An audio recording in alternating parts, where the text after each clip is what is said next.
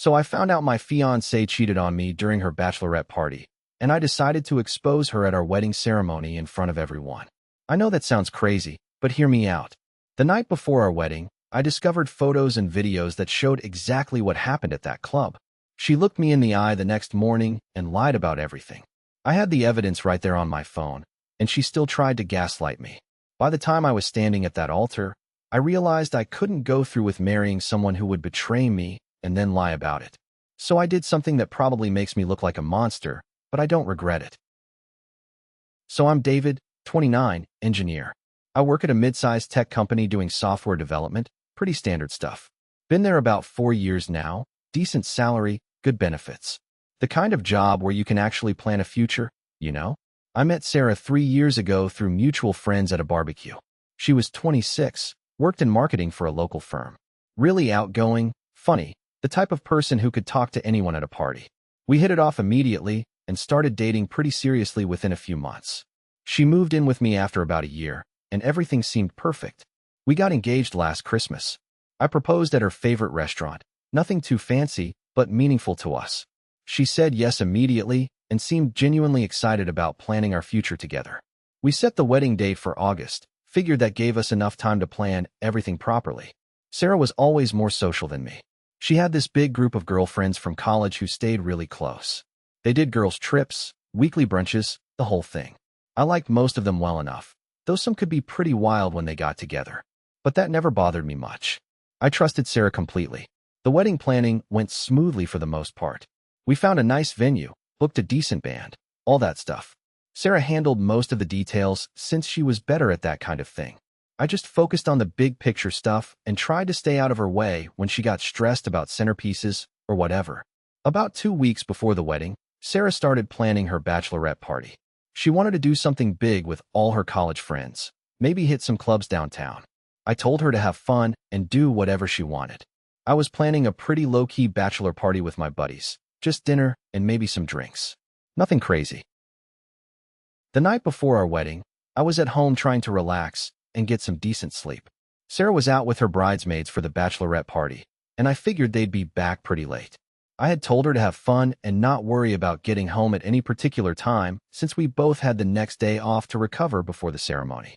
Around 11, I was watching TV when Sarah's sister Emma came by to drop off some wedding stuff she had been keeping at her place. Emma was one of the bridesmaids and had been helping coordinate things all week. She seemed a little flustered when I opened the door, like she was in a hurry or something. I offered her a beer and asked how the party was going. She said they were having a great time, but that she had left early because she wasn't feeling well. That seemed weird since Emma usually partied harder than anyone, but I didn't think much of it. She dropped off the stuff and said she needed to get home to rest for tomorrow. But then as she was leaving, Emma made this comment about how I was a good guy and that Sarah was lucky to have me. The way she said it felt strange, like there was something else behind it. When I asked what she meant, she just shook her head and said she hoped everything worked out okay. Then she left pretty quickly. That conversation stuck with me. Emma had always been pretty straightforward, not the type to make cryptic comments like that. I tried to convince myself I was just reading too much into it because of wedding nerves, but something felt off. About an hour later, another bridesmaid named Jessica called me. She said she wanted to make sure I knew that whatever happened tonight, Sarah really loved me and was excited to marry me. I asked her what she meant by whatever happened, and she got all flustered and said she just meant the party stuff, you know, dancing and drinking and having fun. But then Jessica said something that really bothered me. She told me that if anyone said anything weird about tonight, I should remember that bachelorette parties are supposed to be about letting loose one last time before settling down. She said sometimes things look worse than they actually are, especially in photos or videos. That comment about photos and videos really got to me. Why would she bring that up unless something had happened that might show up in photos or videos? I asked her directly what she was talking about, but she backtracked and said she was just speaking generally about party situations. After Jessica hung up, I couldn't shake the feeling that something was wrong.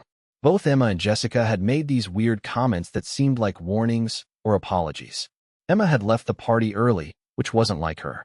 And Jessica had specifically mentioned photos and videos looking worse than reality. I tried calling Sarah around midnight, but it went straight to voicemail. That wasn't unusual since she was probably in a loud club, but combined with everything else, it made me more anxious. I left a message telling her to have fun and that I'd see her tomorrow. I spent the next couple hours trying to watch TV and not think about it, but those conversations kept replaying in my head. Emma's comment about hoping everything worked out okay. Jessica's warning about photos and videos. It all felt like they were trying to prepare me for something without actually telling me what it was. I couldn't sleep, so around 2 in the morning I decided to drive downtown to see if I could find where they were partying. I knew it was probably stupid, but I needed to put my mind at ease. Sarah had mentioned they might hit a few different places, so I started with the clubs in the main entertainment district. I found Sarah's car in the parking lot of a place called Vertigo, one of those upscale clubs with expensive drinks and loud music. I could see the party through the windows, Sarah and about 8 of her friends dancing and drinking. They looked like they were having a great time. Nothing seemed unusual from what I could see. I was about to leave when I got a text from my cousin Mike, who was supposed to be my best man. He said he had heard some things about Sarah's party and wanted to talk to me. I called him immediately. Mike told me that his girlfriend Kelly worked as a bartender at Vertigo and had texted him about seeing Sarah there. According to Kelly, Sarah and her friends had been getting pretty wild, and there were some guys who had been buying them drinks and dancing with them all night. Mike said Kelly had taken a photo because she thought it was funny seeing Sarah acting so different from how she usually was around me. He sent me the photo, and my stomach just dropped when I saw it. The photo showed Sarah grinding against some guy on the dance floor. Her hands were all over him, and he had his hands on her waist, pulling her close. She was looking up at him with this expression I had never seen before, like she was completely into it. This wasn't just innocent dancing. It looked intimate and sexual. I stared at that photo for probably 10 minutes. Sarah was wearing the shirt I had bought her for her birthday, the one she said made her feel confident and beautiful. She had told me she was excited to wear it out with her friends. But seeing her wear it while grinding on some random guy felt like a betrayal. I called Mike back and asked if Kelly had seen anything else. He said Kelly had been watching them for about an hour, and Sarah had been dancing with this same guy most of that time. They had been drinking together, laughing together, and getting progressively more physical. Mike tried to downplay it, saying it was probably just harmless fun and that people act differently when they're drunk and with their friends. He reminded me that it was her bachelorette party and that she was probably just blowing off steam before the wedding. But I kept looking at that photo, and it didn't look harmless to me. The way she was pressed against him, the way she was looking at him, it looked like genuine attraction and desire. It looked like she was enjoying herself in a way that had nothing to do with celebrating our upcoming marriage. I sat in my car outside that club for another hour, watching through the windows. I saw Sarah continue dancing with the same guy, saw them talking closely, saw her laughing at whatever he was saying. At one point, they disappeared from view, and I couldn't see them for about 20 minutes. When they came back into view, Sarah's hair looked messy, and her lipstick was gone. The guy had his arm around her waist like they were a couple. I felt sick watching it, but I couldn't look away. I barely slept that night and woke up around 7 feeling terrible. Sarah still wasn't home, which I figured meant she had crashed at one of her friends' places like she sometimes did after big nights out. I tried to focus on getting ready for our wedding day, but I couldn't stop thinking about that photo. Around 9, Sarah came home looking exhausted and hungover. She gave me a quick kiss and said she needed to shower and get ready for the hair appointment. I asked how the party went, and she said it was fun, but that she was tired and ready to focus on our wedding. I decided to test her a little bit. I asked if they had stayed at one place all night or moved around. She said they had mostly stayed at one club, which matched what I had seen. Then I asked if there had been a lot of guys hitting on them. Sarah laughed and said there were always guys trying to talk to groups of girls, but that she had made it clear she was getting married tomorrow. She said she had spent the whole night talking about how excited she was to marry me and how perfect our relationship was. That answer bothered me because it was completely different from what I had witnessed. I had seen her dancing intimately with one particular guy for hours, not brushing off random guys who were hitting on her. She was either lying to me or had been so drunk that she didn't remember what actually happened. I showed her the photo that Mike's girlfriend had taken. Sarah looked at it for a long time without saying anything. Then she told me it was just dancing and that it didn't mean anything. She said she was drunk and having fun with her friends, and that I was overreacting to a harmless photo. But when I pressed her about who the guy was and how long she had been dancing with him, she got defensive. She said she didn't remember his name and that it wasn't important because nothing had happened. She asked why I was trying to ruin our wedding day by making a big deal out of nothing. I wanted to believe her, but something about her reaction felt wrong. She seemed more concerned about me being upset than about the fact that the photo looked really inappropriate. She kept minimizing it and changing the subject back to wedding preparations. Then around noon, I got a text from an unknown number. It was a short video clip, maybe 15 seconds long. The message just said that someone thought I should see this before my wedding. My hands were shaking when I opened it. The video showed Sarah in what looked like a bathroom or back room at the club. She was making out with the same guy from the photo, and it was definitely not innocent. His hands were under her shirt, and she was responding enthusiastically. The video was clearly taken through a crack in a door or around a corner, like someone was secretly recording them. I watched that video probably 20 times, hoping I was somehow misunderstanding what I was seeing. But there was no ambiguity. Sarah was cheating on me the night before our wedding, and someone had recorded it. The timestamp showed it was taken around 2:30 a.m., which meant it happened after I had left the club parking lot. I confronted Sarah with the video while she was getting her hair done at the salon. I drove over there and asked to speak with her privately. When I showed her the video, her face went completely white. She tried to explain that she had been really drunk and that the guy had taken advantage of her.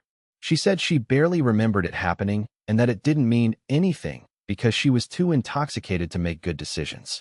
She begged me not to let this ruin our wedding day. But I could see in the video that she was an active participant. She wasn't being taken advantage of. She was enjoying herself. And the fact that she had lied to me that morning about what happened made it even worse. After seeing the video, I drove home and tried to figure out what to do. Our wedding was supposed to start in 6 hours. We had 150 guests coming. We had paid for everything. Both families were in town. But I couldn't marry someone who had cheated on me and then lied about it. I called Sarah and told her we needed to talk before the ceremony. She came home around 2, and we sat down in our living room. I asked her to tell me the complete truth about what happened the night before. Sarah stuck to her story that she had been too drunk to remember much and that nothing serious had happened. She said the video made it look worse than it was, and that she had been trying to get away from the guy but was too intoxicated to handle the situation properly. I asked her why she had lied to me that morning when I asked about guys hitting on her. She said she hadn't lied. She just hadn't remembered everything clearly because of how much she had been drinking. She kept insisting that her feelings for me hadn't changed and that she wanted to marry me more than anything. But then I told her I had more evidence. I had been thinking about who might have sent me that video, and I realized it was probably one of her friends who felt guilty about what they had witnessed. So I had texted Jessica and Emma asking them to be honest with me about what really happened. Emma had sent me screenshots of a group chat between Sarah and her bridesmaids from that morning. In the messages, Sarah was telling her friends that I had seen a photo and was asking questions. She asked them to stick to the story that nothing had happened and that she had just been dancing innocently.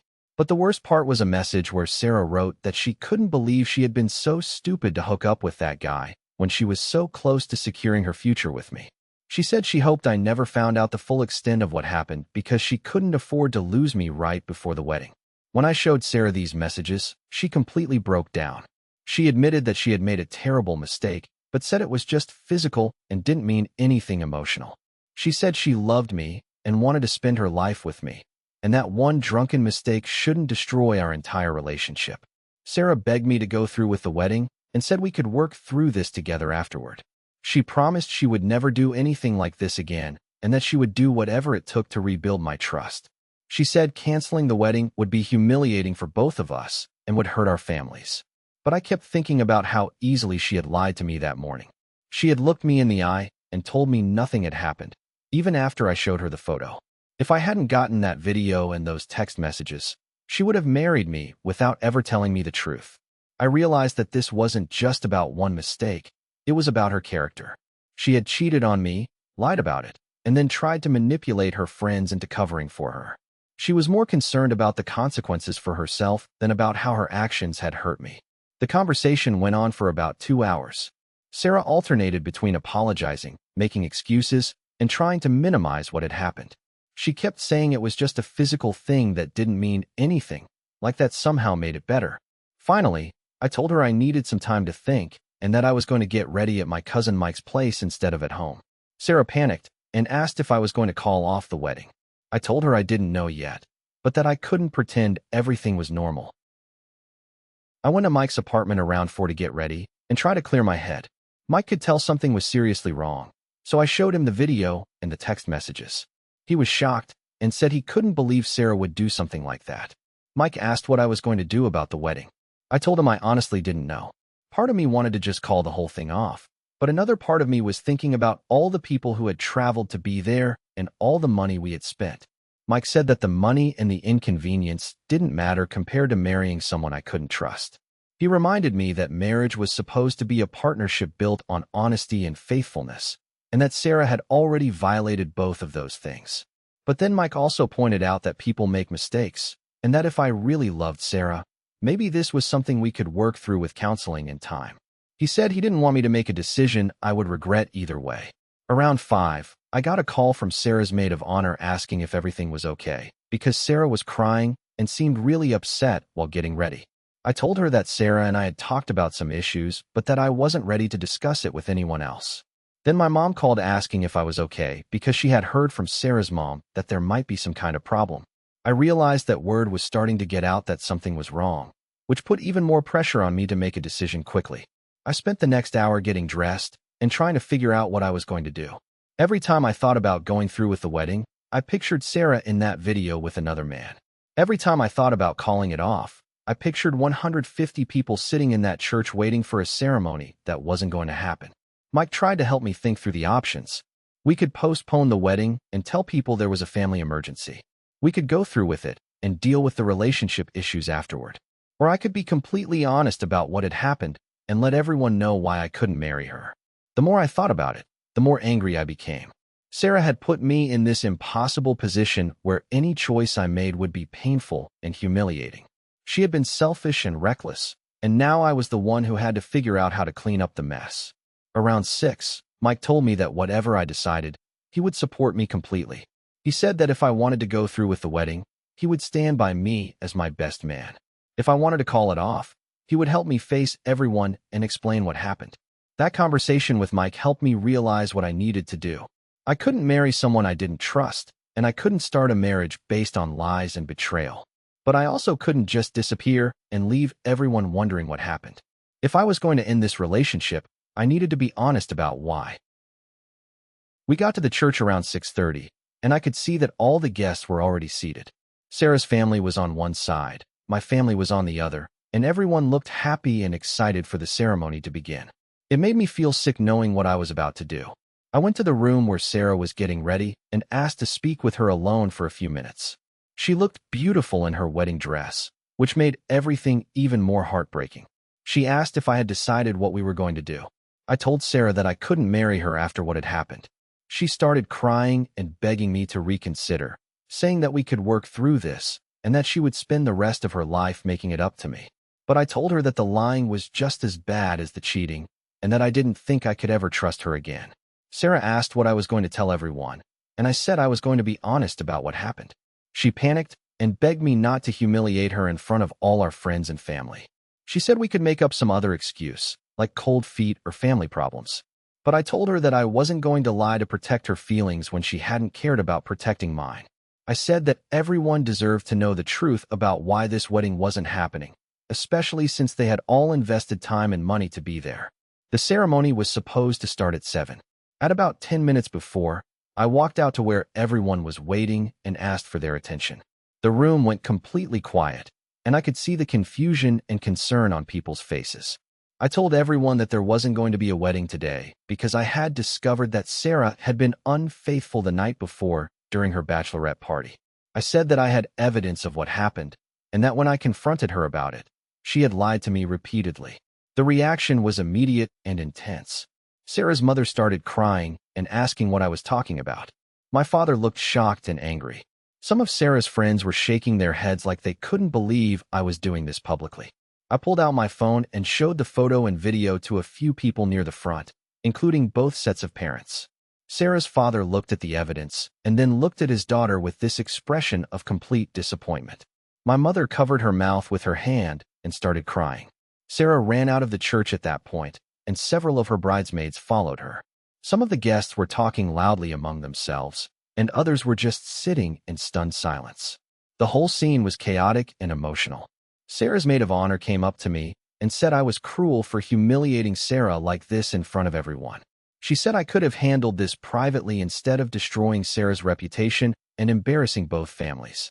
But my cousin Mike stood up and told everyone that I had every right to explain why I couldn't go through with marrying someone who had betrayed me. He said that Sarah was the one who had created this situation, not me. After I made the announcement, the church erupted into chaos. People were talking loudly, some were crying, others were angry. Sarah's family was gathered around her mother trying to comfort her, while my family was asking me questions and trying to understand what had happened. The pastor came over and asked if there was anything he could do to help resolve the situation. I told him that there wasn't going to be a wedding today and that I was sorry for the disruption. He said he understood and that he would help coordinate getting everyone out of the church peacefully. Sarah's father approached me and asked to see the evidence I had mentioned. I showed him the photo, video, and text messages on my phone. He looked at everything carefully and then told me he was sorry this had happened and that he understood why I couldn't go through with the marriage. That reaction surprised me because I had expected Sarah's family to be more defensive of her. But her father said that what she had done was inexcusable, especially the lying and cover-up afterward. He said he was disappointed in his daughter and didn't blame me for my decision. My parents were supportive but also concerned about how I was handling everything. My mother said she understood why I was upset, but she wished I had found a way to deal with this more privately. She was worried about how this public confrontation would affect everyone involved. Some of the guests started leaving at that point, but others lingered to talk about what had happened. I could hear people discussing whether I had done the right thing or if I had been too harsh. Opinions seemed pretty divided. Sarah came back into the church about 20 minutes later with red eyes and smeared makeup. She walked up to me and asked if we could please talk privately one more time. I agreed, and we went into a side room with just the two of us. Sarah told me that she understood why I was angry, but that she thought exposing her like this in front of everyone was cruel and unnecessary. She said I had destroyed her reputation and humiliated her family, and that there would have been better ways to handle the situation. I told her that I had given her multiple opportunities to tell me the truth, and that she had chosen to lie to me every time. I said that if she had been honest from the beginning, we could have dealt with this privately. But since she had tried to manipulate and deceive me, I felt like I had to be completely transparent about why I couldn't marry her. Sarah said she hoped I was happy with myself for ruining what should have been the happiest day of both our lives. She said that even if our relationship was over, I didn't have to destroy her in front of everyone we knew. But I told her that I wasn't trying to destroy her. I was just trying to be honest about what had happened. I said that she had made her choices, and now she had to live with the consequences of those choices. The venue coordinator came and told us that we needed to make decisions about the reception since we had vendors and catering waiting. I told her to cancel everything and that I would handle the financial arrangements later. The next few days were really difficult. I had to deal with canceling vendors, returning gifts, and explaining the situation to friends and family members who hadn't been at the church. The whole thing was exhausting and emotionally draining. Sarah tried calling and texting me multiple times, but I didn't respond. She sent long messages apologizing and asking if we could work things out, but I had already made my decision. Some of her friends also reached out saying I had overreacted and that I should give her another chance. But I kept thinking about how she had looked me in the eye that morning and lied about what happened. Even after I showed her the photo, she had continued lying and trying to manipulate the situation. That told me everything I needed to know about her character. My family was supportive overall, though some relatives thought I should have handled things more privately. My parents said they understood my decision, but wished the whole situation hadn't become so public and messy. The hardest part was dealing with the loneliness and the sense of starting over. Sarah and I had been planning our life together for 3 years, and suddenly I was back to being single and living alone. I had to figure out what to do with the apartment we had shared and all the plans we had made. I took some time off work to process everything and decide what I wanted to do next. I spent a lot of time thinking about whether I had made the right decision and whether there was any way I could have handled things differently. Some nights I wondered if I should have tried to work through it with counseling or therapy. Maybe Sarah really was just drunk and made a terrible mistake that she regretted. Maybe I was throwing away a good relationship over one night of bad judgment. But then I would remember the text messages where she talked about securing her future with me and hoping I never found out the full extent of what happened. Those messages showed that she was thinking strategically about the situation, not just acting out of guilt or remorse.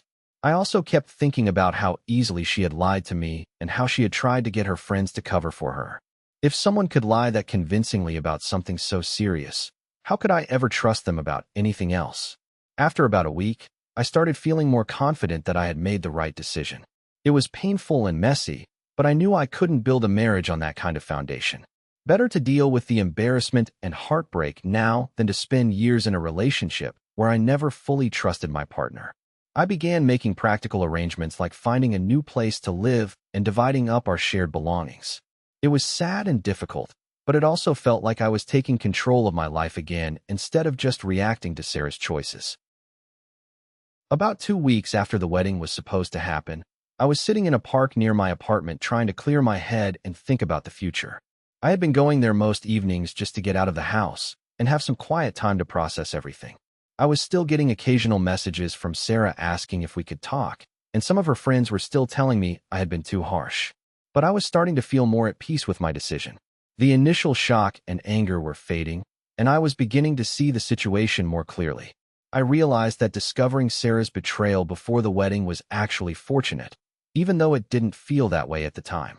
If I had found out after we were married, the situation would have been much more complicated with divorce proceedings and potentially custody issues if we had had children. The public nature of how everything unfolded was embarrassing, but I was starting to think it was probably necessary. If I had just quietly called off the wedding without explaining why, people would have assumed it was my fault or that I had gotten cold feet. At least now, everyone knew the truth about what had happened. I was also realizing that the relationship probably had other problems that I had been ignoring or minimizing. Sarah's willingness to lie so easily and manipulate her friends into covering for her suggested that this kind of behavior might have happened before in smaller ways that I hadn't noticed. Sitting in that park, I started thinking about what I wanted in a future relationship. I wanted someone who was honest even when it was difficult, someone who respected our commitment enough not to betray it, and someone who would take responsibility for their mistakes instead of trying to cover them up. I knew it would take time to trust someone again after what Sarah had done, but I wasn't ready to give up on the idea of finding a good relationship eventually. I just needed to be more careful about recognizing red flags and not ignoring warning signs. The financial cost of the canceled wedding was significant, but I was managing it. Some vendors had been understanding about the circumstances and had refunded part of their fees. The emotional cost was harder to quantify, but I was starting to feel like I was recovering. I spent about an hour in the park that evening, and by the time I walked home, I felt more optimistic about the future than I had since this whole thing started. I was hurt and disappointed, but I wasn't broken. I had learned something important about myself and about what I needed in a relationship. Epilogue. It's been about 6 months since all this happened, and I'm doing much better now. I moved to a different apartment and started focusing on work and my hobbies again. I've been going to therapy to work through the trust issues and make sure I don't carry too much baggage into future relationships. Sarah and I haven't spoken since that day at the church. I heard through mutual friends that she moved back to her hometown and started working for a different company. Some people still think I handled everything too harshly, but I'm comfortable with the decisions I made. I've started dating again, though I'm taking things slowly and being more careful about getting to know someone's character before getting too serious. The whole experience taught me a lot about the importance of honesty and trust in relationships. Looking back, I'm grateful that I found out about Sarah's betrayal when I did, even though the timing and circumstances were terrible. Better to have a painful ending to an engagement than to spend years in a marriage built on lies. I dodged a bullet, and even though it hurt at the time, I'm better off now.